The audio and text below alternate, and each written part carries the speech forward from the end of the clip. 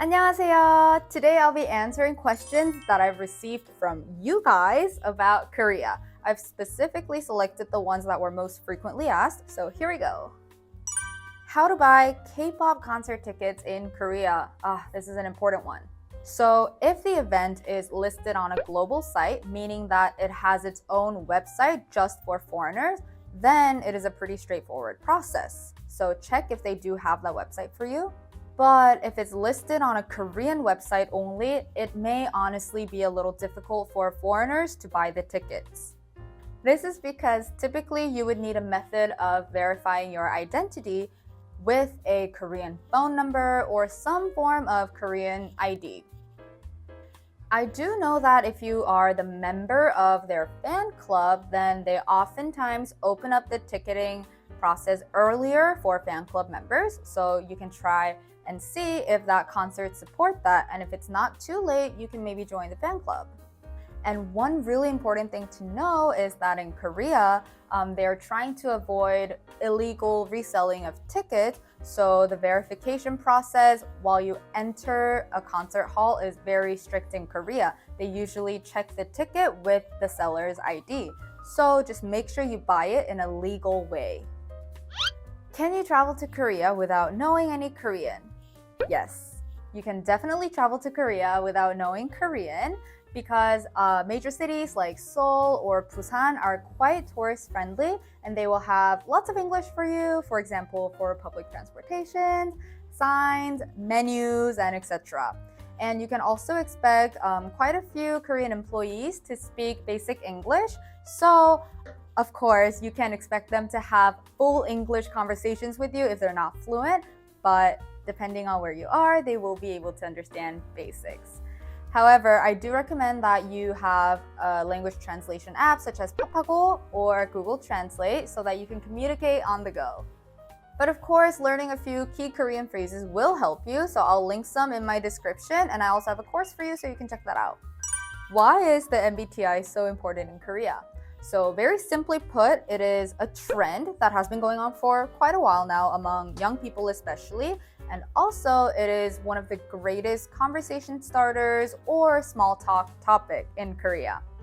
Nowadays, it's common for people to share their MBTI personality types in social settings and even interviews. So if you're planning to live here long term, I do suggest taking the test. It'll take about 10 minutes, it's very short, just so you have something to talk about. Is Lotte World Park a must-do in your opinion? I would say yes, it is. So as you know, Seoul is a very small city with a big population. So I think it's amazing that we have such a large-scale amusement park that's indoors in the middle of Seoul. And it is very easy to go by subway, so very accessible.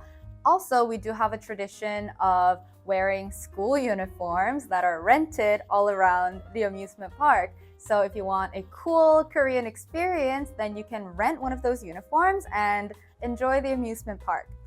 Also, it has other features like the parades, ice skating rinks, and it's also connected to the Lotte World Mall, which is a huge shopping complex, and also you can visit the aquarium and just have an overall nice experience. So yes, very recommended. What is the best period to visit Seoul? So I honestly get this question a lot, but I always tell you the same thing. It really depends on what kind of activities you're looking for to doing in Korea. However, the most popular touring seasons are usually spring or autumn. This is because in Korea, you usually travel around on your feet, and better weather means easier to get around. And especially during spring times, beautiful flowers bloom. Autumn times, we have lots of festivals and the leaves are red and colorful, so it's really pretty. So if you want to really enjoy the seasonal changes in Korea, I do recommend spring or autumn. It may be good to avoid the rainy season though, because like I mentioned before, you will be traveling around on your feet a lot. And the rain may cause you to cancel a lot of your plans. So for 2024, the rainy season is expected to be from the middle of June to end of July. So keep that in mind. Finding gluten-free in Korea. This is a very important question because I would say the concept of gluten-free is relatively new in Korea and it may be challenging to find options. But let me give you some tips.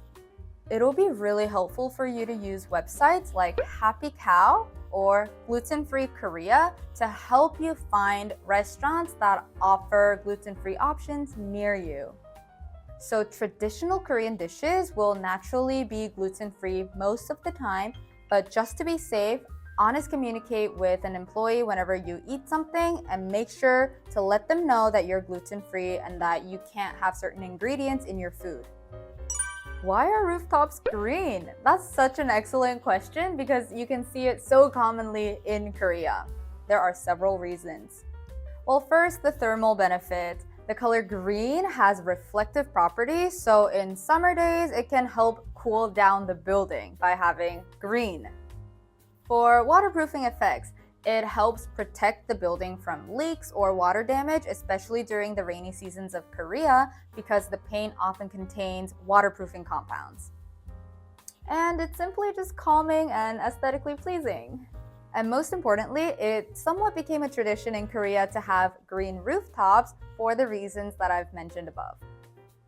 Is it rare for a Korean woman to marry an American?